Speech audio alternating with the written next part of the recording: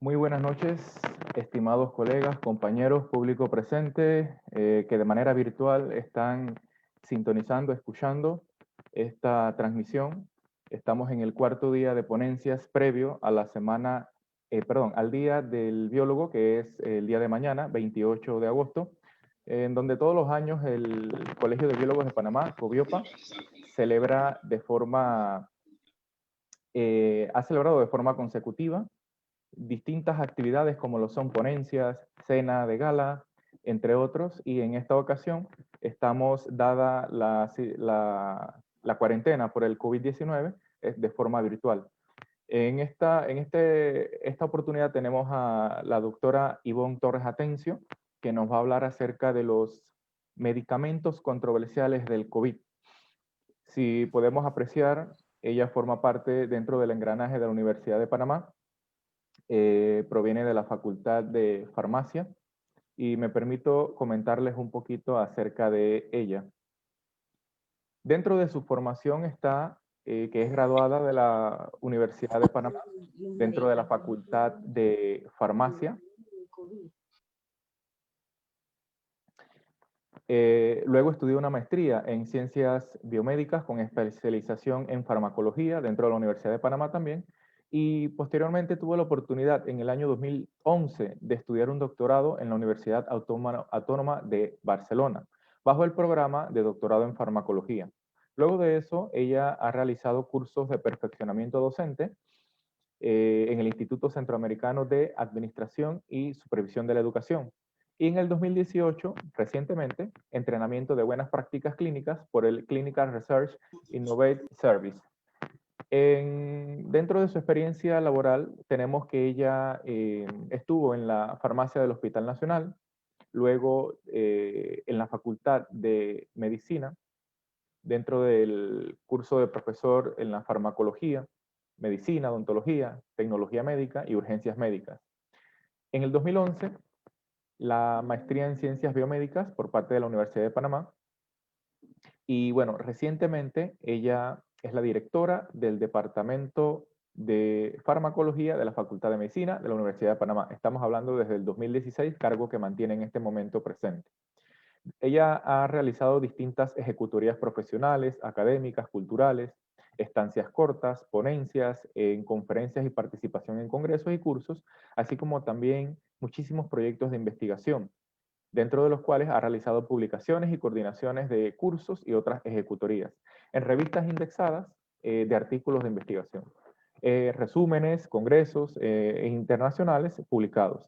Dentro de las asociaciones o agrupaciones que la doctora ha estado y está, tenemos que es miembro de del mecanismo coordinador del país para la tuberculosis y el VIH en el componente investigador.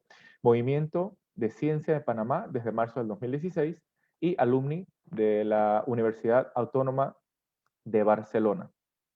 Con esto damos la bienvenida a esta gran profesional que ha tenido la delicadeza de poder brindarnos de su espacio unos breves minutos para conversar con nosotros acerca de los medicamentos controversiales.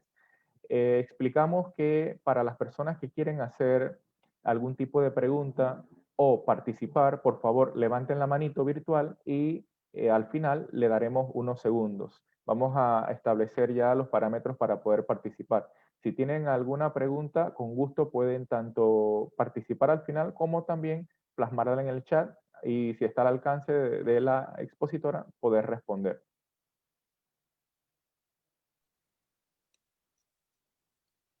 Buenas noches, agradezco al Colegio de Biólogos por la invitación. Tal como comentaron, soy docente de la Universidad de Panamá y soy en este momento, funjo como directora de farmacología en la Facultad de Medicina. Bien, voy a proceder a compartir la pantalla. Ok, creo que todos vemos en este momento. Ok, entonces básicamente me pidieron que diera o que les comentara sobre lo que son los medicamentos controversiales en COVID-19.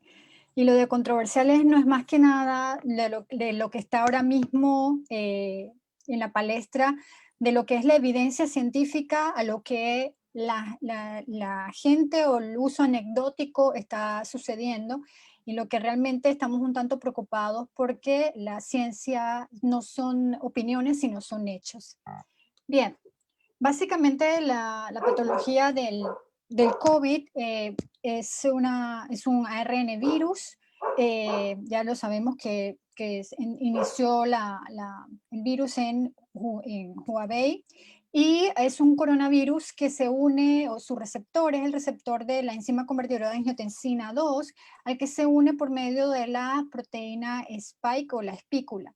Usualmente, o los síntomas más comunes es la tos seca, la fiebre, la fatiga, pero hay una serie de síntomas que cada vez se están volviendo más y más relevantes, entre esos desde abril hacia acá, lo que es la pérdida del olfato, y también hay otra serie de síntomas que se asocian con una especie de resfriado, pero obviamente no lo es. Esta enfermedad ha sido descrita en dos fases, bueno, en tres estados, en las últimas dos realmente son las de moderado y grave. En las primeras etapas, obviamente, es la entrada del virus y hay una serie de fármacos que se han estado ensayando, pero sin muy poco éxito hasta el momento en lo que es inhibir la entrada y la propagación de ese virus. Ya en las etapas más fuertes tenemos nosotros la inflamación. Esa parte inflamatoria, desde luego, es el componente inmunitario del cuerpo que va a atacar a ese virus, pero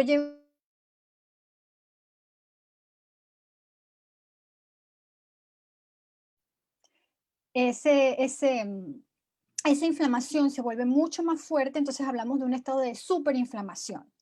Y eso es lo que llega a lo que conocemos como el distrés respiratorio o el síndrome respiratorio agudo severo, que es parte de los tipos SARS que hemos visto hasta ahora. Bien, las dianas terapéuticas, desde luego, están entonces enfocadas a la entrada de ese virus, en donde vamos a encontrar una serie de productos que se han ido observando, y luego de la replicación de ese virus y cuando salen los viriones, y cómo estos viriones van a entonces a activar el sistema inmunológico, liberando una gran cascada de mediadores, entre esos citoquinas y demás. Así que nosotros, conociendo la patología o la fisiopatología de la enfermedad, también se han dispuesto una serie de estrategias y en este punto, ahora nosotros estamos escuchando muchísimo sobre el plasma convaleciente, estamos ahora mismo abocándonos a estudios clínicos, ya en fase 3 de vacunas, y Panamá está participando en 3 proyectos de vacunas, pero también hay lo que se conoce como medicina que no solamente es nuestra medicina tradicional o basada en evidencia, sino aquella en muchos sitios de nuestro continente muy dotado de la etnofarmacología, a lo que ellos tradicional.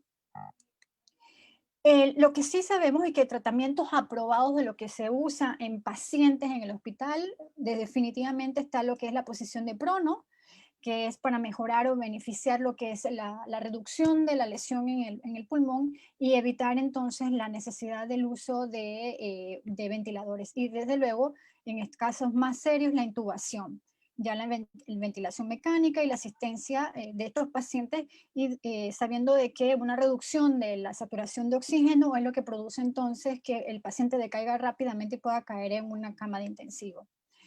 Pero hemos visto entonces la proliferación de ciertos tratamientos que realmente no son medicamentos, pero es importante que nosotros hagamos la alerta y la docencia con respecto a esto. Hemos estado observando sobre el beber o inyectarse lejía o clorox, eh, y todo esto surgió y se sabe de por qué el uso de estos desinfectantes, porque son desinfectantes incluyendo el dióxido de cloro, son desinfectantes de superficies inanimadas y sí, ahí tienen un proceso o tienen una propiedad antimicrobiana, pero desde luego esto es pautas para limpieza y encima de eso hay que evitar la mezcla de estas lejías con otras sustancias como el amoníaco y demás, porque pueden producir gases que pueden generar toxicidad y afectar entonces las vías respiratorias. Aparte de eso, los productos con alcohol hay que asegurarse de que tengan una concentración que oscila entre un 60 y 70% de etanol o un 70% de isopropanol.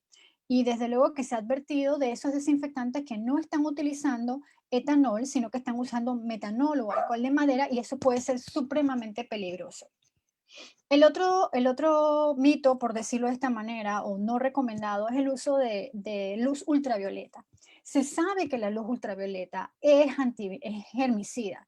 Muchos de nosotros, sobre todo cuando hacemos lo que son cultivos celulares, en las campanas de flujo existe el uso de lámparas ultravioleta. Pero la luz ultravioleta obviamente hace daño en el ser humano. Nuestra piel, de hecho, muchos cáncer, el cáncer de piel, los melanomas y demás, se deben a la exposición de rayos ultravioleta, y estamos hablando del UVA o del UVB. Y encima, esta luz convencional puede causar también, aparte de los daños en la piel, cataratas. Entonces, esto de las radiaciones pueden dañar realmente lo que es la piel y generar daños a larga data. El otro que se ha escuchado muchísimo es el uso de ciertos metales. Perdonen estos perros. El uso de ciertos metales como la plata, que tienen propiedades antimicrobianas naturales, pero ninguno ha demostrado ser eficaz contra el coronavirus. Se ha observado que el uso de un coloide de plata supuestamente como una cura, y esto desde luego que ha generado más daño que beneficios, y todos estos han sido desmontados como fake news. Y es muy peligroso, y hay personas que han usado esto y han visto a estas personas como los pitufos, se han colorado, o sea, han tornado de piel azul, y eso produce que los poros de la piel se vayan tapando y reduce también a nivel interno la absorción de antibióticos y de otros medicamentos. También hay un grado de evidencia de ciertos productos y entre esos vamos a nombrar la ivermectina. La ivermectina, en este momento, nosotros sabemos, la ciencia y la evidencia que hay, que este producto se ha utilizado como un antiparasitario. Tiene decenios de uso como antiparasitario, tanto en humanos como en animales, en uso veterinario. Se utiliza como antiparasitario para curar los gusanos, para evitar que lleguen al corazón de los animales, sobre todo perros y otros mamíferos. Pero, ¿cuál es la sorpresa de la ivermectina? Pues que en el mes de abril un grupo de investigadores de Australia encontraron que ciertas concentraciones de ivermectina podría matar el virus, pero a nivel de cultivo celular. Desde entonces se dio las posibles propiedades antivirales de la ivermectina. El hecho es de que cuando nosotros evaluamos un fármaco que ya es utilizado comercialmente con una indicación, y se le atribuye otra indicación, tiene que evaluarse nuevamente en lo que nosotros conocemos como fuera de etiquetado o off-label. Este fármaco, en realidad, las dosis que podrían conseguir la actividad antiviral serían tóxicas en el ser humano. Por lo tanto, hasta el momento no existe evidencia, y es más, hay algunos ensayos clínicos que se han estado haciendo y se están enrolando para saber cuál es la dosis que podría utilizarse de ivermectina. No obstante, la preocupación de los evaluadores es que cada vez más y más en América Latina se está prescribiendo este fármaco que en otras latitudes no se está haciendo. Otro producto importante es la oleandrina. Es un producto que proviene de las plantas. Esta oleandrina tiene una estructura muy parecida a los glicósidos cardíacos y de hecho produce arritmias o latidos irregulares. Esta planta la han tratado de popularizar también, porque se ha visto algunos estudios en células, pero es tan tóxica, sus productos son tan tóxicos en bioprospección que producen daños entonces en el ser humano. Y esto está preocupando muchísimo a las autoridades de salud. Entonces nos vamos finalmente con uno de los que ha suscitado muchísimas pasiones, por decirlo de esta manera, es la hidroxicloroquina. Este producto pues realmente apareció y fue desarrollado y es de América, y provenía del árbol de la cinchona. Es un árbol que lo llamaban un árbol milagroso. Esta fue aislada en 1820 y después se sintetizó la cloroquina en los años 30, pero era un compuesto bastante tóxico, en el sentido de más tóxico de lo que es la hidroxicloroquina, que fue posteriormente sintetizada en los años 50, aunque la FDA aprobó la cloroquina a finales de los años 40. Luego, a mediados de los 50, fue aprobada por la FDA y desde entonces se utilizó para malaria, pero en los últimos años tiene una nueva indicación que es en las enfermedades autoinmunes, sobre todo como el lupus eritematoso sistémico.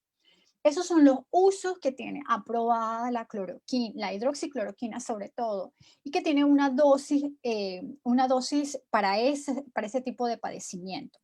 Ahora, ¿qué está sucediendo? También en base a estudios in vitro que se realizaron de la hidroxicloroquina, se observó que podía en el modelo de células Vero producir una inhibición o matar el virus. Pero este modelo in vitro fue de una vez asumido y extrapolado a la población, a tal punto que la FDA hizo una autorización de emergencia de la hidroxicloroquina y posteriormente la misma Organización Mundial de la Salud estableció un estudios clínicos llamado Solidaridad, que en uno de los brazos era hidroxicloroquina más acitromicina. Estos productos, o esto se utilizó por un tiempo en ese brazo y Panamá participaba en ese estudio clínico, pero se tuvo que suspender debido a las publicaciones de un par de artículos que después fueron retractados porque los datos que se obtuvieron tenían ciertas deficiencias de concepto y deficiencias estadísticas. Posteriormente, los mismos autores se retractaron y eran revistas supremamente prestigiosas en biomedicina, como el New England Journal of Medicine o el Lancet. Posteriormente a eso, la misma FDA y el CDC sacaron entonces a la hidroxicloroquina de estos tratamientos, pero en algunos países se están utilizando bajo estudios clínicos. De hecho, en nuestro país, a pesar de que el Ministerio de Salud lo ha aprobado para uso en pacientes con síntomas leves de COVID, en realidad ya se ha inscrito hasta un estudio clínico por el Comité de Bioética, que es cómo se debe evaluar estos productos. Pero bueno, en fin, esta hidroxicloroquina, que como les comentaba, es un producto que fue sintetizado por los alemanes en los años 30, en la versión menos tóxica, que es la hidroxicloroquina, y que es usada y aprobada posteriormente para el lupus y la artritis reumatoidea. Bien, esto ha generado muchísimas discrepancias, muchísima controversia. En los pequeños estudios supuestamente han tenido algún tipo de efecto, pero cuando van a los grandes estudios en donde realmente se cumple todo el procedimiento o toda la metodología, no han encontrado realmente que sea seguro. Es más, se han establecido ciertos efectos adversos, aparte de la prolongación del QT en el electrocardiograma y de producción de arritmia, también hay ciertos daños como a nivel de la retina y demás. Y no solamente la OMS que lanzó este estudio clínico aleatorizado, sino también otros laboratorios y universidades y también compañías farmacéuticas como Novartis. Aunque la FDA lo aprobó temporalmente por una autorización de emergencia, después por varias denuncias y por varias anotaciones de efectos adversos, la FDA tuvo que retirar esta aprobación de emergencia. Los estudios, recientemente uno hace la búsqueda en los índices médicos, el Medline, el PubMed, y se ve la gran cantidad de estudios que hay con hidroxicloroquina, algunos observacionales, otros un tanto anecdóticos, que tienen ciertas fallas metodológicas, pero realmente en los estudios que se han visto, el uso de la hidroxicloroquina no presentan mayor ventaja. En las personas con enfermedad leve, si se compara con placebo, o sea, se compara con placebo sin tratamiento, realmente no hay una diferencia estadística significativa de la mejora que tenga ese paciente con un COVID leve. Y eso ha sido también evaluado por compañías que se dedican al análisis de literatura biomédica, como es Study Applied XL, que ha encontrado más de 180 ensayos clínicos en cursos de hidroxicloroquina para el tratamiento o prevención de COVID-19. Por lo que en estos momentos nosotros nos encontramos muy tristemente en el momento en donde tenemos que ir derribando lo que son estas noticias falsas en cuanto al COVID. Y el detalle, y agradezco la invitación por eso al colegio, porque los foros en donde se discute esto de una manera científica, se va evaluando cuál es la validez de la información de estas en las noticias con diferencia a lo que hay en las web o en las cadenas de WhatsApp o en el Twitter mismo, que también tiene su propia estadística. Pero lo preocupante de estas decisiones alrededor del tratamiento, que todo el mundo está desesperado por un tratamiento efectivo, son los líderes políticos. Y esto se ha notado claramente en los líderes que han politizado el tratamiento. Y ejemplo, tenemos en América a un Trump que mandó todas estas opciones terapéuticas, él las comentó en sus ruedas de prensa. Y justo después veíamos nosotros las estadísticas y después a los días las personas que salían intoxicadas o personas muertas por el uso hasta haberse inyectado Clorox endovenoso para el COVID. Igualmente Bolsonaro, que estaba diciendo que el COVID era un simple resfriado y que él estaba tomando hidroxicloroquina, igual se infectó. Y observamos cómo están las estadísticas comparando el norte, Canadá, versus la opción de Estados Unidos. Observamos las cifras espectacularmente elevadas comparadas con el vecino del norte. En cambio, aquellos estados o aquellas naciones cuyas líderes han seguido la campaña o han seguido todo la logística para el virus en sus respectivos países con un perfil científico, entonces observamos que tienen un mejor nivel de manejo de la crisis. A las finales, esto de los medicamentos, y lo vamos a estar nosotros observando, no, si nosotros decimos que en este momento el número de pacientes está reduciéndose o que la gravedad de la enfermedad se está reduciendo, sería perfecto, pero no tenemos la seguridad que sea por el tratamiento porque eso no ha sido comparado contra nada, porque no está bajo un esquema de ensayo clínico. Y si hay pacientes que empiecen a padecer algún tipo de reacción adversa o de evento adverso, tampoco sabremos si se le va a estar si realmente va a estar dándose una farmacovigilancia en la que el efecto adverso sea adjudicado a la medicación, porque las medidas no sean tomadas necesariamente con evidencia científica, sino por lo político que hay en este momento. Entonces, eso es lo que tenía que decirle y disculpen por el sonido de los perros que no han dejado de ladrar. Muchas Muy, gracias. muy, muy interesante todo lo que ha comentado, doctora, y justamente algunos de los colegas biólogos son docentes y ellos transmiten a nivel primario, secundario y a nivel universitario algunos de los conocimientos que usted ha impartido de forma muy magistral, y tenemos que estar totalmente seguros y actualizados de que la información que demos a nuestros estudiantes sea consona con la realidad que estamos viviendo. Vamos a agradecerle a los participantes en este momento. Si tienen alguna pregunta, podrían realizarla. Eh, de parte del Colegio de Biólogos y de su servidor, actual presidente de la Junta Directiva, doctora Ivonne Torres, le damos muchísimas gracias, Ivonne Torres Atencio, le damos muchísimas gracias por haber aceptado el participar en esta Semana de la Biología, que es tradicional para nosotros, los profesionales de las ciencias biológicas, el poder llevar a cabo este tipo de actividades, y este año creo que hemos contado con muy, muy, muy buenos participantes, usted de gran calidad, hablándonos acerca de estos temas tan controversiales, dado la especulación increíble que se ha estado dando desde hace 5 meses hasta la fecha. ¿Algún colega desea en este momento participar? Con gusto tiene la palabra, o en el chat. Dice el doctor Alexis de la Cruz, que nos está escribiendo desde Azuero: la bioprospección es el futuro para el remedio de muchas enfermedades. Justamente estamos de acuerdo y el Colegio de Biólogos está atrás de que aquí pueda existir alguna maestría en bioprospección. Eso nos ayudaría grandemente a la calidad dentro de la formación de los profesionales aquí para poder ser posibles estadistas y tomar las decisiones correctas en base a políticas públicas de Estado. Muchas gracias por la participación, doctor Alexis. ¿Algún otro desea participar en este momento? Si no, damos entonces nuevamente las gracias a la doctora para pasar a la siguiente ponente.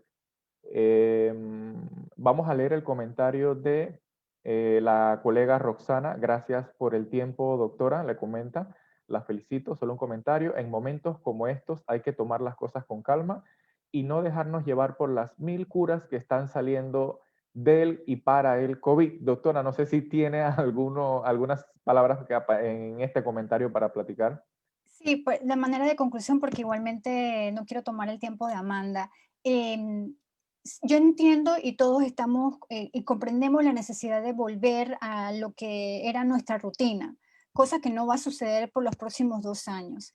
Estamos aprendiendo. Esta es primera vez que vivimos una pandemia en épocas modernas. Hace 100 años fue la gripe española, ninguno de nosotros estaba en eso. Hay gente que ya tiene los 100 años, pero tampoco. El detalle a todo esto es que es una pandemia vivida en tiempo real, pero la ciencia va a tal velocidad que a menos de 2 meses ya teníamos el genoma del virus. A menos de 4 meses ya teníamos más o menos visto cómo era la fisiopatología. El detalle era la cantidad de personas que se van contagiando y las medidas de contención. Y cada vez íbamos descubriendo poco y más cómo manejar. Pero eso no nos debe llevar a querer tomar y encontrar una panacea. No lo vamos a lograr de esa manera. Y lo que podemos hacer es más daño que beneficio. Entonces, yo soy farmacéutica de formación y realmente me aterra el uso indiscriminado que estamos dando. Y con hidroxicloroquina estamos causando también desabastecimiento en patologías que sí se están utilizando. Así que en este aspecto sí doy este mensaje de que veamos muy, muy de cerca, evaluemos la información, no caigamos en lo que dicen por allí, no, sino que como científicos, todos como científicos tenemos que tener un norte de evaluar toda la información que nos llega.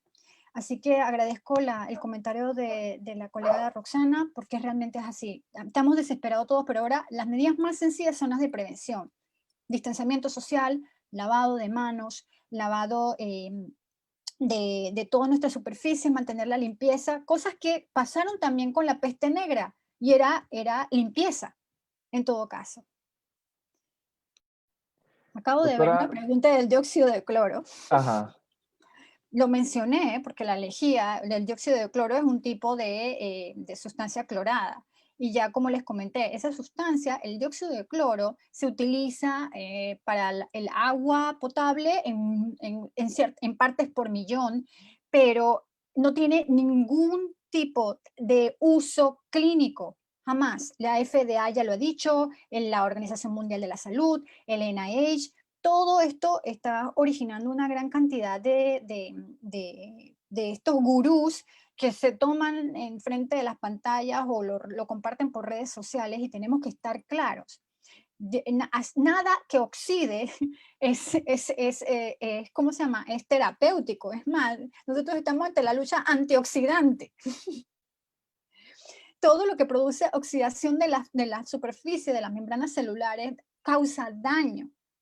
Entonces, esto, aparte, todo el paso a través del tracto gastrointestinal y respiratorio puede producir broncoaspiración, puede destrozar el tracto gastrointestinal, produce diarrea sanguinolenta. O sea, realmente, ¿a qué nivel? O sea, ¿nos queremos desinfectar por dentro y por fuera? No, así no es esto del coronavirus. Así que, bueno, ya gracias. Doctora, muchísimas gracias nuevamente y esperemos que el Colegio de Biólogos y todos los profesionales de las ciencias biológicas pueda contar nuevamente con su presencia, ya que vamos a estar haciendo más frecuentemente este tipo de actividades donde llevamos la información exacta y verídica de profesionales que trabajan in situ justo con la especulación para poder darle luz a toda la especulación que hay dentro del campo de las ciencias. Agradecido. Y ahora, para hacer la transición, vamos a leer un poquito acerca de los comentarios que tienen en el chat.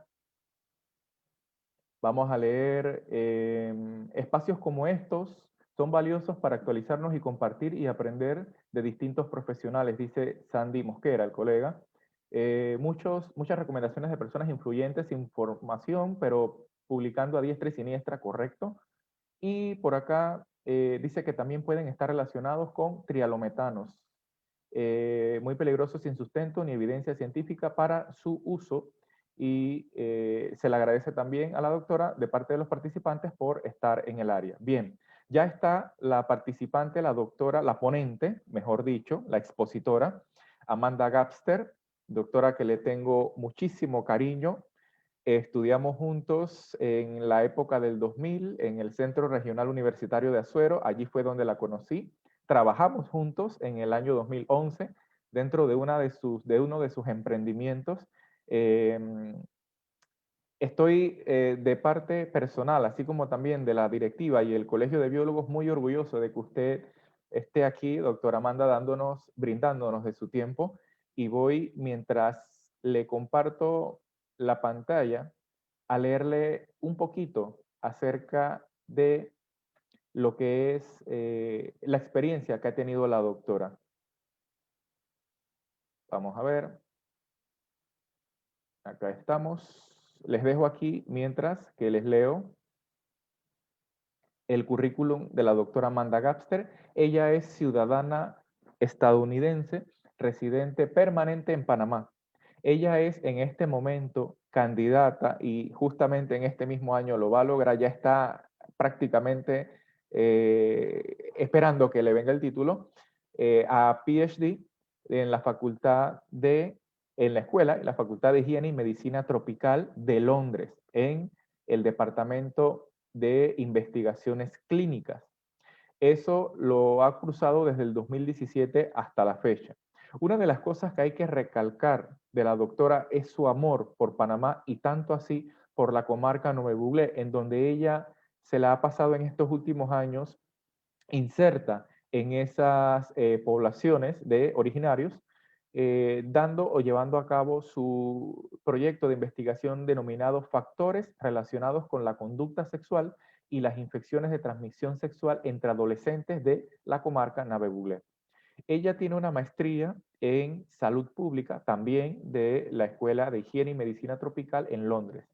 Ella en este momento está con el Instituto Gorgas de Investigaciones, y justamente su licenciatura o parte de su licenciatura incluyó al CRUA, el Centro Regional Universitario de Azuero, en donde estuve del 2005 a 2006 en la Facultad de Ciencias Naturales Exactas y Tecnología, en el énfasis en microbiología y parasitología. Dentro de la experiencia en investigación podemos resumir de la doctora Amanda Gapster que ella es en este momento la investigadora principal del estudio iShare en Panamá, encuesta en salud sexual y reproductiva durante la cuarentena de COVID-19 en nuestro país. Co-investigadora de estudio Etnografía sobre embarazo en adolescencia en Panamá, más allá de las cifras. Ese estudio fue ganador del Premio Investigación y Desarrollo en el 2009 del CENACYT. También fue ganadora principal de un small grant de la Organización de las Naciones Unidas para realizar un documental sobre la adherencia en la CNV. También es co-investigadora de la prevalencia de CTNG en pacientes de la clínica TAR del Hospital Santo Tomás. Se ha ganado múltiples premios, del cual podemos destacar el premio de honor y mérito Victoriano Lorenzo de la Gobernación de Panamá. Interesante e importante recalcarlo. Dentro de la experiencia docente o en docencia, ella ha estado en el curso de salud y epidemiología pública en el departamento de genómica y proteómica del Instituto Conmemorativo Gorgas, así como también en el laboratorio de inmunología como docente, profesora, de la Universidad Columbus acá en nuestro país. Y para finalizar, tenemos que ha hecho dentro de sus innumerables presentaciones y ponencias, tiene una publicación en revisión que se denomina factores asociados a las creencias de contacto casual del VIH, estigma y discriminación hacia las personas viviendo con VIH entre adolescentes urbanos. Esto está bajo revisión. Con esto, no me alargo y le doy la más cordial de la bienvenida a la doctora. Aquí le dejo la pantalla libre para que pueda entonces dirigirnos a nosotros su investigación y resultados. Adelante, doctora. Muchas gracias. Casi doctora, todavía no. Un momentito mientras que se comparte. Listo. Buenas noches y muchas gracias por la invitación a Biorix por salir de mi WhatsApp y escuchar tu voz otra vez sobre esta conferencia. Muchas felicidades a ti y a todo el Colegio de Biólogos y también a todos los biólogos de Panamá. Voy a enfocar la presentación ya que hay muchas infecciones de transmisión sexual y podrías hablar por horas de cada una, pero voy a tratar de enfocarlas un poco en las infecciones cérvico-vaginales entre adolescentes mujeres, ¿no? Que asisten al colegio oficiales en 4 regiones de Panamá. Para empezar, entonces, para darles un poquito de pantallazo sobre qué es una infección cérvico-vaginal. Es una infección del cuello uterino o el cervix o de la vagina. Es cervicitis, que es la inflamación del cervix, que puede ser causado por bacteria o protozoo. Y la vaginitis, que es la inflamación de la vagina, que puede ser causada por la bacteria hongo protozoo. Entonces, clínicamente, estos son muy importantes porque estas bacterias pueden subir el tracto urogenital, pueden subir en la vagina y pueden entrar al útero y puede causar daños entonces en la trompa de falopio. Y eso hace varias cosas. Puede causar abscesos, cicatrizaciones, como ven aquí en las imágenes de abajo. Los abscesos, cicatrizaciones, cuando se bloquea la trompa de falopio y también cuando hay un embarazo ectópico, que cuando se empieza a desarrollar un feto dentro de la trompa y no dentro del útero donde debería estar. También podría causar peritonitis, que es cuando las bacterias salen de este aparato reproductor y entran entonces en el abdomen y pueden causar infecciones en los intestinos o otros órganos cerca. También puede causar infección sistémica. Aquí esto fue robado de una profesora, esta diapositiva, pero aquí hay las celia que viven normalmente bien dentro de la trompa de falopio. Cuando se infectan con clamidia, por ejemplo, con Mycoplasma genitalium, que son 2 bacterias que vamos a hablar ahora, se pueden morir, se pueden dañar y dejar de funcionar, y eso hace que el mismo óvulo no pase bien por la trompa de falopio. Eso pasa entonces a un embarazo ectópico si el óvulo es fertilizado y podría causar hasta la muerte de la mujer. Claro, del feto. Entonces, primero para empezar, voy a darle como unos pantallazos de las 3 bacterias y un protozoo que estudiamos aquí en Panamá. La clamidia trachomatis es una bacteria intracelular obligatoria, gram negativa, con tropismo por epitelio mucosa.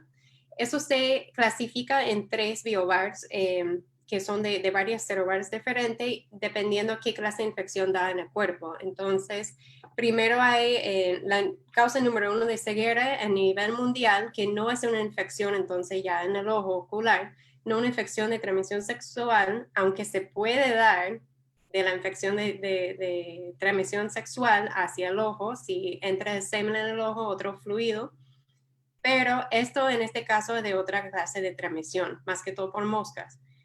Entonces, la segunda es un serovirus que causa la infección genital, y estas son lo que estudiamos aquí en Panamá ahorita. Aquí en Panamá no tenemos de ocular, supuestamente, yo sí creo que hay, pero no ha sido descrito por muchísimos años. En Colombia, en Costa Rica hay, entonces a lo mejor aquí hay. Y el serovirus L1 a L3 que causa entonces una infección en los nódulos linfáticos cerca de los genitales. La cosa con esta bacteria es que es asintomático en las mujeres. Entre 50 y 75% de las mujeres infectadas no tienen ningún síntoma ni un signo. Tratamiento normalmente con acitromicina o doxiciclina. Ahí va. La Neisseria gonorrea, la gonorrea, aquí hay otro nombre para eso que no me acuerdo ahorita, pero me imagino que ustedes sí se la saben por estar por lo que han escuchado en la calle también. Es una bacteria gram negativa, la diplococo, que es más infecciosa de hombre a mujer que de mujer a hombre. Puede causar infecciones genital y extragenital, más que todo en la orofaringe, que se está encontrando mucho ahorita, y también en el recto. Las infecciones pueden ser diseminadas en hasta 3% de las personas con una gonorrea genital puede diseminar a causar endocarditis, meningitis, septicemia o infección de la piel o articulaciones. Hay unas artritis que se da por gonorrea también. En mujeres es igual, que casi 60% son infecciones asintomáticas. Así que ahora tenemos un problema muy grande con la resistencia antimicrobiana. Por eso se está recomendando ahora estas dos que parece que pueden dar una sinergia entre ellas, estos dos antibióticos, y que pueda ayudar con la infección. La resistencia viene saliendo desde hace años, en 1940, con los sulfonamidas, y hasta 2018 terminamos con los primeros casos de extra drug resistant, que solamente pudieran tratar a estos pacientes con etrapenem por intravenosa por 3 días. Así que eso sería un muy mal resultado después de una sesión de relaciones sexuales, ¿no? Eso ha salido muchísimo en las noticias, la resistencia antimicrobiana, que asusta muchísimo. Sin embargo, deberíamos estar tratando todos los casos de la manera correcta, no solamente con ceftriaxona, sino también con la citromicina para disminuir un poco esto. Otra cosa curiosa de Neisseria gonorrea es que se puede infectar la orofaringe, y estas infecciones están entonces viendo que es un nicho especial para la transferencia de información genética de otras especies de Neisseria que viven en la garganta y la boca, que se puede hacer las mutaciones más resistentes de gonorrea. ¿Qué más le puedo contar? Sobre Mycoplasma genital, la tercera bacteria que le voy a hablar, que fue aislado por la primera vez en 1981 de 2 hombres que tenían sexo con hombres en Londres, en una clínica de infecciones de transmisión sexual. De ahí pasaron a identificarla como una nueva especie de Mycoplasma en el 83, así que esta bacteria sigue bastante nueva. En los hombres puede causar uretritis, que es la inflamación de la uretra, que da como mal de orina en los hombres. También en las mujeres puede causar entonces cervicitis, enfermedad pélvica inflamatoria, incluyendo la salpingitis, que es la inflamación de la trompa de falopio, y la infertilidad de factor tubárico, por lo que le contaba de la celia, que no pueden pasar el óvulo. Eso también, 56.2%, eso fue de un estudio, así que alrededor del 50% también de los casos son asintomáticos. Sí, un par de datos interesantes, que tienen la genoma más pequeña de una genoma bacteriana identificada hasta ahora. Es de triple membrana y no tiene pared celular, haciéndose muy pleomórfico. Y la micoplasma de tracto genital son anaeróbicos facultativos. Tenemos otro problema con esta bacteria, en que hay muchas fallas terapéuticas y se han desarrollado mucho más rápidamente después que empezamos a identificarla, diagnosticarla y tratarla, hasta que la gonorrea. Así que estamos en un problema con esto, con esta bacteria también, que en el 2008 el 80% de las personas que tenían una Mycoplasma genitalium fueron tratadas, curadas. Sin embargo, en 2016, solamente 8 años después, la mitad de las personas pudieron ser tratadas exitosamente con la citromicina. Entonces, la Trichomona vaginalis es nuestra protozoo que causa más que todo la vaginitis, pero también puede causar la cervicitis. Es anaeróbico también, como la vagina, y el cervix es un área sin oxígeno, entonces todos estos bichitos tienen que ser anaeróbicos. asintomático en el 70% de las mujeres infectadas, así que más asintomático que las bacterias. Y en personas sintomáticas puede causar flujo vaginal verdoso, amarilloso, con un olor muy inusual. Algunas personas lo describen como alcantarillado, un olor muy fuerte así. Es la infección de transmisión sexual no viral más común en los Estados Unidos y se trata más fácilmente con metronidazol, que también es un antiparasitario de amplio espectro, ¿no?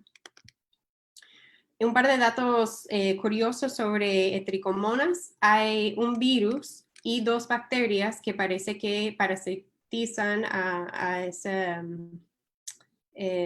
protozoo. Entonces, eso afecta la tasa de cura y libera entonces más de parásito.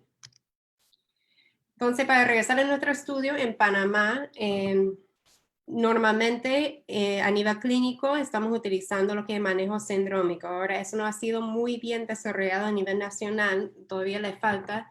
Y todavía los médicos están utilizando un manejo clínico que dicen, ay, ese flujo me parece como gris, entonces podría ser tal cosa. Pero esto es realmente lo que deberíamos estar utilizando. Mundialmente es muy común utilizar esta clase de manejo. Esta clase de manejo significa que una persona viene con un flujo y va a ser tratado por varias cosas, porque puede ser de varios patógenos, varias áreas etiológicos que hay que cubrir. Entonces, el problema con esto, como han visto, es que la persona tiene que tener los síntomas. Y si una persona es asintomática y no acude a un centro de salud, un hospital o una clínica, entonces muchas veces no es tratada porque no sabe que ni siquiera que tiene la infección y así va en cadena pasando la infección a otras personas. También la vigilancia epidemiológica es limitada y eso es muy importante. Y un síndrome, entonces un flujo vaginal, vamos a decir, puede ser causado por varios agentes etiológicos. Ese es el problema. El acceso a los servicios de salud sexual y reproductiva puede ser limitado para las adolescentes y para otras poblaciones. Entonces, para este estudio, estos datos salen de un estudio más grande, como le mencioné, de epidemiología de VIH y otras infecciones de transmisión sexual entre adolescentes de colegios oficiales de Panamá, que este estudio sí es en áreas urbanas. Nosotros hicimos en el 2015 en el distrito de Panamá, 2016 en San Miguelito, 17 en Colón, 18 en Panamá Oeste y 18 también al mismo tiempo paralelamente realizamos el estudio en la comarca de Nuevo Burdeos.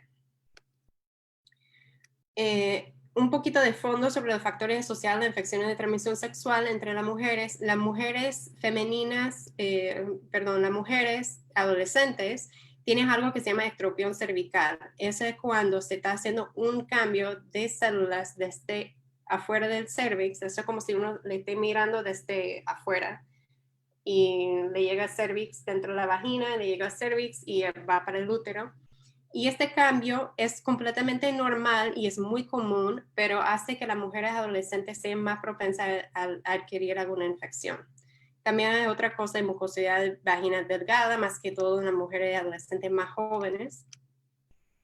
De ahí empezamos a ver la parte sociopsicológico y cognitivo sobre toma de decisión, usar el condón y todo lo demás. También en la crianza, el andamio social de crianza y el monitoreo y comunicación puede ser muy limitada en el hogar y también en la escuela, ¿no? Así que el comportamiento sexual también. Casi siempre yo escucho que las personas hablan mucho sobre que los chiquillos están haciéndolo mucho, ¿no? Pero es muy importante recordar que el uso de condón requiere la comprensión de muchos factores, incluyendo la pareja, y ahí entra la violencia, pero también hay otros factores biológicos y sociales que nosotros no tomamos en cuenta muchas veces, que hay que empezar a mirar. Y un punto importante, antes que entro en los resultados, que hay una sinergia epidemiológica entre las infecciones de transmisión sexual, como estas de las cervicovaginales, que causan una inflamación y hacen que el VIH sea más fácil adquirido cuando se presenta. El VIH en sí no es tan fácil a tener un acto sexual si no hay una inflamación y si no hay ninguna ruptura en la área mucosa, por ejemplo, de la mujer, entonces esa inflamación aumenta el riesgo de 2 a 5 veces. Para este estudio, incluimos un total de 1.404 mujeres adolescentes de 4 regiones, 2 de Panamá Oeste, por eso Panamá Oeste, la región La Chorrera, por eso son 5, y de ahí los otros. 44 colegios públicos y 309 salones. Así que incluimos de 14 y 19 años en este grupo de edad y había que completar, claro, el proceso de consentimiento de asentimiento. Así que después de proceso de consentimiento de asentimiento, con los padres y también con los chicos, pedimos que se autollenaran una encuesta en una tablet. De ahí nosotros preguntamos 8 veces diferente su historial de actividad sexual alguna vez en su vida, y de ahí tomamos muestras biológicas de la sangre, y de ahí ellos, que eso no lo voy a presentar aquí, pero de ahí nos dieron, una muestra de orina de primer chorro para poder medir la gonorrea, clamidia, micoplasma y tricomonas, utilizando PCR. Luego pasamos a hacer una educación post-muestreo, entregar los resultados y hacer un análisis estadístico. Así que rapidito, esto es cómo se divide la edad. Un poquito más que la mitad estaban entre 16 y 17 años. Más que la mitad de la participante reportaron haber tenido relaciones sexuales alguna vez. Y según ese grupo que habían tenido relaciones sexuales alguna vez, esta es la clase de actividad sexual que ellos reportaron. Es importante recordar siempre con encuestas y estudios de actividad sexual que las personas mienten, más que todo si sienten que podrían entrar en algún problema con su padre o madre, lo cual tratamos con todo de minimizar, de que pudieran sentir así. 52% de las que tuvieran sexo alguna vez reportaron 2 parejas en su vida, y 61% reportaron de haber tenido actividad sexual en el mes antes del estudio. Eso importa mucho en la historia natural más que todo de clamidia, gonorrea, que se autoelimina más rápido, la gonorrea. Y el 30% reportaron usar el condón durante cada encuentro sexual. Estos datos también hay que tomarlo con un poco de cuidado, porque está muy metido en su cabeza a todos que sí, yo uso condón, pero veremos cómo son las infecciones de transmisión sexual también. Así que 33% reportaron haber tenido coito con una pareja casual alguna vez en su vida. Estas son las prevalencias que sacamos de la clamidia. Está casi justito a través de la edad de 14, 15 años hasta 19 años. Está prácticamente lo mismo, no hubo diferencia significativa, igual con la gonorrea, con la micoplasma, un poco más bajo aquí a los 16 años, la verdad no sé por qué, pero bueno, y aquí también con tricomonas. Juntando esas 4 infecciones juntas, unas o más, así que hay personas que tuvieron más que una infección, y esto a lo mejor lo que está pasando aquí, que las que tenían 18, 19 años, que han tenido más oportunidades de tener relaciones sexuales por más tiempo en su vida, porque son mayores, tuvieron una prevalencia un poco más alta que las, por ejemplo, esta de 16 años y 14, 15 años. Es importante porque muchas veces también cuando tratamos la gonorrea siempre hay que pensar en tratar la clamidia, y así mismo fue que casi 90%, 88% de los participantes con gonorrea tuvieron también clamidia, y el 42% de los participantes con micoplasma también tenían clamidia, pero solo el 7.2% de las con clamidia tenían micoplasma. Así que cuando empezamos a pensar en cómo tratar sindrómicamente a las chicas, hay que ver esa parte también.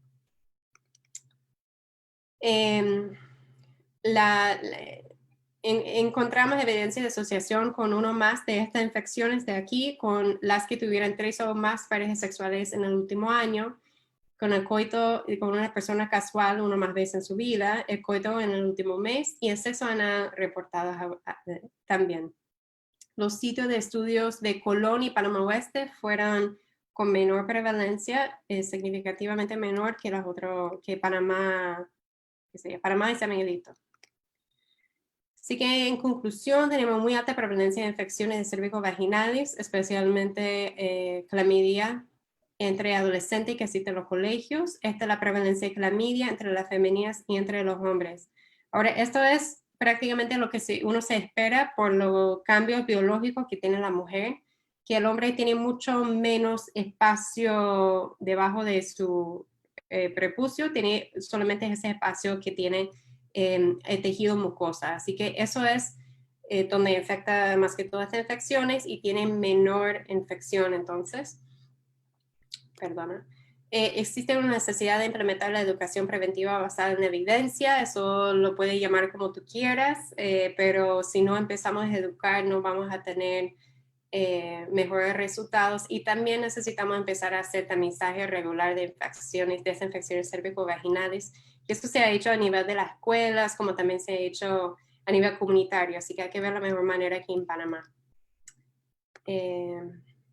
Sí, así que estamos súper agradecidos siempre con los participantes, los acudientes, el Ministerio de Educación, el Ministerio de Salud, el personal de Gorgas, y voy a hacer, si Ambiorix me permite, un poco de esto de lo que habló Ambiorix antes del estudio de iShare, que estamos ya por la mitad, que necesitamos más personas participar, más que todas las personas que están en el interior del país. Y más que nadie, también necesitamos los hombres. Los hombres piensan que la salud sexual y reproductiva es solamente para las mujeres, pero no es así.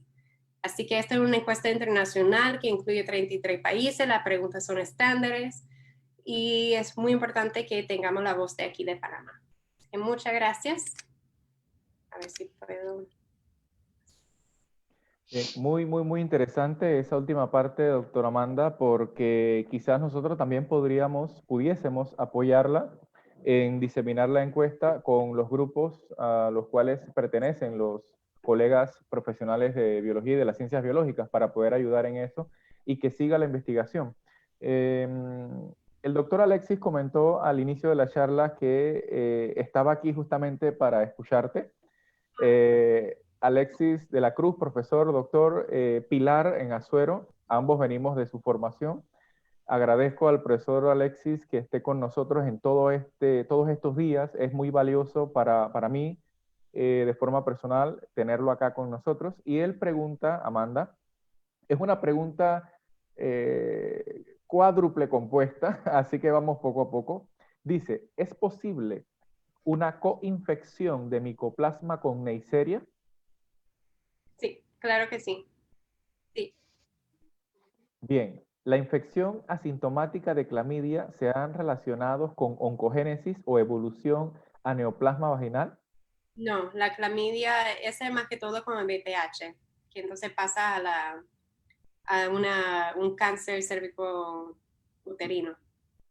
La clamidia en sí, algunas personas dicen, ay, pero es clamidia, no importa. Pero la verdad es clamidia, yo creo que es mi bacteria favorita porque tiene tanto impacto en la salud de la mujer y la toma de decisión más tarde en su vida, dependiendo de lo que pasa cuando uno es joven, que podría afectar de forma negativa, pero en la parte de infertilidad o baja fertilidad. Así que no es tanto como el BPH que puede causar cáncer, pero sí puede, lo que sí puede causar es una inflamación donde hay mayor otras infecciones como VIH, como BPH, que se pueden aprovechar de esa inflamación para infectarse mejor, pues, ser más infeccioso. La siguiente parte de la pregunta, hay muchas personas con ureaplasma y clamidia concomitante, sin síntomas alguno. ¿Es posible que la transmisión, no necesariamente por contacto sexual y sí intercambio de ropas íntimas, tal como en el caso de la Neisseria gonorrea? Bueno, hablan de que la clamidia intracelular obligatoria, o sea, tiene que vivir dentro de una célula. Yo diría que el cambio de ropa o el intercambio de ropa interior es más relacionado a vaginosis bacteriana, lo cual la ureaplasma como que juega ahí como parte de, y la clamidia también juega como parte de. Igual la micoplasma, antes que lo mencionaban como una ITS por como una década o más, siempre decían que era parte de la vaginosis bacteriana. Así que la ureaplasma, la micoplasma, la clamidia, yo creo que es un poco más frágil en el medio ambiente, que no es tan común. Pero la ureaplasma posiblemente, yo creo que falta muchas investigaciones sobre eso. Ok, muy bien. Vamos con la siguiente parte. En la mayoría de los PAPs evaluados se han asociado a clamidia, micoplasma, ureaplasma. ¿Qué factores intrínsecos hacen más susceptibilidad a adquirir estos microorganismos y muchos no desarrollan ni signos ni síntomas? Ajá. Eso de no desarrollar signos ni síntomas es algo de la bacteria y de la misma infección y depende también de la persona. Algunas personas son más propensas a tener algunos síntomas que ellas mismas notan, pero a otras personas no las notan o que tienen otro flujo por otra cosa que no se dan cuenta. Los PAPs en sí debería ser de citología, así que deberían estar tomando una muestra de las células. Ahí sí la identifican. Me imagino que hacen un froti para hacerlo de vaginosis bacteriana y ahí se puede ver un poco con teñirlo qué clase de bacteria es. Se incluye la clamidia, micoplasma, pero más que todo la clamidia aquí en Panamá no se identifica, no se diagnostica. Ese es nuestro problema. Que hay casi 30% de las mujeres adolescentes que tienen clamidia, pero no está siendo diagnosticada, porque eso es la mejor manera de diagnosticar es con PCR. Entonces, como eso está muy caro y la salud de las adolescentes está como por atrás, tenemos otros problemas. Esa parte de, no sé si micoplasma y ureaplasma, los factores intrínsecos, más que todo tiene que ver, diría yo, con, puede ser una cirugía de bacterias, como también puede ser lo que es la ectropión cervical, que las mujeres jóvenes, hasta como los 25 años, a veces un poquito más, tienen esa ectropión cervical, que eso sí causa que sea mucho más susceptible. Bien, con esta última pregunta compuesta que hace el profesor Alexis, te vas a grabar ya con el diploma y todo directamente de London. Dice, es posible que algunos Serovar colocó allí, no sé si estaré bien, sean más agresivos y resistentes a tratamientos con antibióticos de amplio espectro. La clamidia no tiene muchos problemas con tratar y curar, pero siempre es posible. La verdad, te debo la respuesta, Alexis, si quieres ahora te chateo. Sí, y en Azuero montamos lo de adolescentes. Muy bien. Me encantaría hacer algo de microbioma vaginal allá. Sería interesante. Lo Muy podemos leer, bien. ya que tenemos Ajá. personas entrenadas. Perdón, amiga. No hay problema. Excelente, excelente. Amanda, agradecerte nuevamente el poder contar con también tu experticia en estos temas. Has dedicado gran parte de los años productivos profesionales a Panamá. Eso es algo admirable. En este momento también está con nosotros la doctora Aida Malia, que estuvo de expositora el día de ayer. Gracias por estar acá. Y bueno, para finalizar, le vamos a recordar a todos los colegas y a los posterior oyentes que nos van a ver, nos van a oír a través de nuestras redes sociales, una vez que se publique en YouTube. Y bueno, se está transmitiendo a través de la página oficial del Colegio de Biólogos de Panamá, COBIOPA. Le vamos a decir qué es lo que tenemos de sorpresa para el día de mañana. Ya les comparto, para cerrar esta serie de ponencias que tenemos pensado para todos ustedes. Bien, tenemos aquí a las 6:30, mañana va a ser un día de acuerdo a lo que venimos haciendo de 7 a 8 de la noche, que hoy lo cumplimos a cabalidad, estuvo muy bien ordenado. El día de mañana vamos a empezar por cuestiones de viaje del doctor Edgardo Díaz Ferguson, que se va hacia los Estados Unidos. nos va a hablar a las 6:30 acerca de la búsqueda de un sistema de trazabilidad molecular para especies de teleósteos y elasmobranquios del Pacífico de Panamá. Eso va a ser de 6:30 a 6:50 de la noche, en conmemoración a el Día del Biólogo y la Bióloga panameños y panameñas, 28 de agosto. Luego de eso vamos a tener un boom, vamos a darle cabida y esperemos contar con todos ellos, a los expresidentes que han pasado, que han administrado, a los que pudimos conseguir, los que todavía están con nosotros, los que han aportado un grano de arena para que en este momento estemos como estemos en cuanto a organización y administrativamente hablando. La doctora Cristina Garibaldi, la doctora Marilyn Diegues, el doctor Carlos Guerra, el doctor Francisco Farno y por supuesto nuestra querida presidenta que la vamos a poner vitalicia y aquí está con nosotros, está la magíster Lidia, abogada y profesional de las ciencias biológicas, Lidia González Pinzón. Ella, a pesar de que tiene compromisos, nos va a hablar acerca de lo que habíamos tenido pendiente el día martes, acerca del rol del Consejo Técnico de Ciencias Biológicas y que explique un poquito acerca de este organismo que es por ley el facultado para llevar a cabo todos los procesos relacionados a las ciencias biológicas, al escalafón, entre otros. Y que la gente tiende mucho a todavía confundirlo con COBIOPA. Son dos organismos totalmente diferentes, con funciones diferentes, pero que se alinean en cuanto a las ciencias biológicas. Vamos a tener entonces la presencia de todos ellos el día de mañana para rendirle homenaje por haber llevado hasta este punto y en este caso mi agradecimiento también personal con la magíster Lidia. Ella ha llevado la administración del Colegio de Biólogos, toda la parte administrativa a otro nivel. Eso nos ha permitido estar aquí con ustedes en toda esta semana de ponencias, incluso el sábado que va a ser espectacular. Señores, terminamos por el día de hoy. Gracias por estar con nosotros. Los esperamos mañana para que veamos tanto la ponencia del doctor Ferguson como también el Día del Biólogo con las anécdotas y experiencias de los expresidentes y luego entonces hacer la transición para el día sábado. Gracias a todos. Vamos a leer los últimos comentarios. Dice Adriana Spencer, excelente. Buen estudio para Panamá, mucha data. Dice la doctora Ivonne, gracias a todos, gracias a usted, doctora. Dice la colega Belkis, felicitaciones Amalia, excelente presentación, gracias a ambos. En la noche de hoy, gracias también a su servidor por la organización, gracias a usted. Jorge Riera, excelente. Y hay un comentario que se me pasó del colega acá arriba, Gustavino, que estuvo conversando de que este tipo de, José Luis Gustavino, este tipo de ponencias es muy bueno para hablar de forma concreta y científica.